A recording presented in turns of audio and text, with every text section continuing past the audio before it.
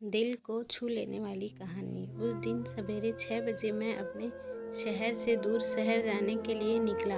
मैं railway station पहुंचा, पर देरी से पहुंचने के कारण मेरी ट्रेन निकल चुकी थी। मेरे पास 9:30 की ट्रेन के अलावा कोई चारा नहीं था।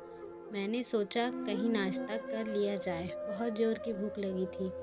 मैं होटल की ओर जा रहा था। अचानक रास्ते में मेरी नज़र फुटपाथ पर बैठे 2 बच्चों पर पड़ी। दोनों लगभग 10-12 साल के रहे होंगे।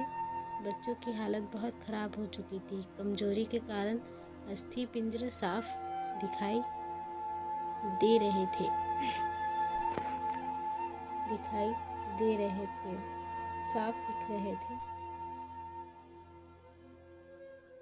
अगर अच्छा लगे तो लाइक करना।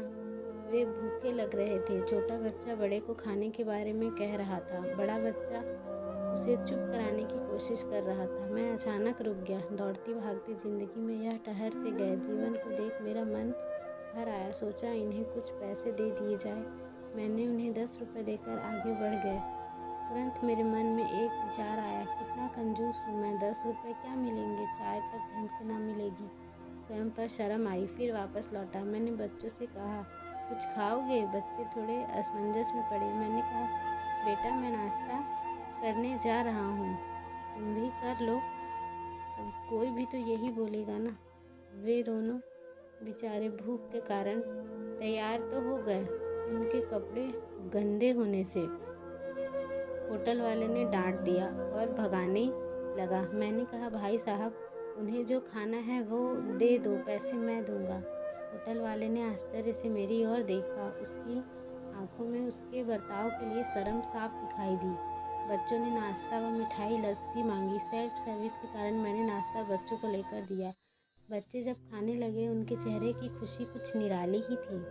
मैंने बच्चों को कहा, बेटा अब जो मैं तुम्हें पैसे दिए हैं उसमें से 1 रुपये का शैम्पू लेकर हैंडपम्प के पास नहा लेना और फिर दोपहर शाम का खाना पास के मंदिर में चलने वाले लंगर में खा लेना।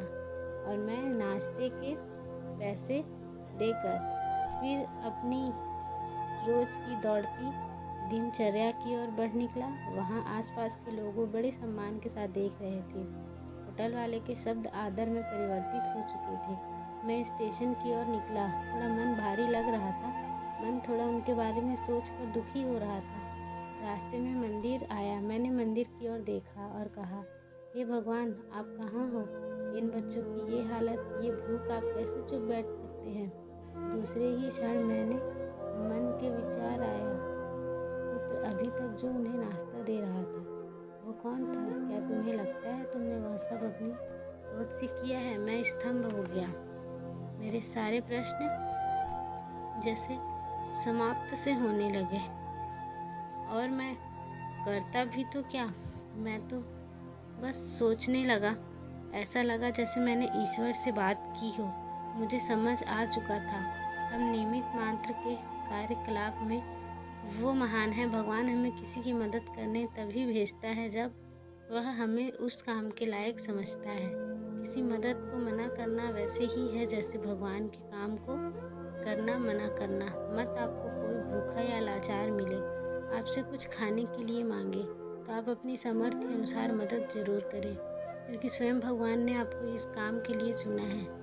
चलिए आज की सुहानी सुबह का शुभारंभ करें कुछ इसी संकल्प के साथ कि भिक्षावृत्ति को हम बढ़ावा ना दें, लेकिन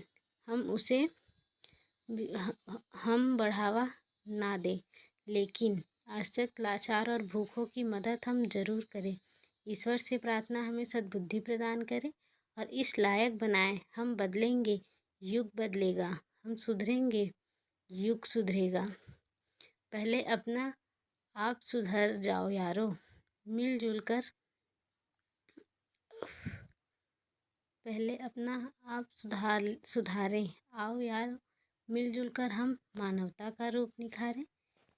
ये बहुत ही प्यारी कहानी थी जो मैं आप सबके साथ शेयर की हूँ। अगर आपको मेरा चैनल अच्छा लगता हो तो प्लीज़ हमारे चैनल को लाइक, शेयर और सब्सक्राइब करना बिल्कुल ना भूलिए। बस एक आपका लाइक ही चाहती हूँ और कुछ नहीं। Thank you.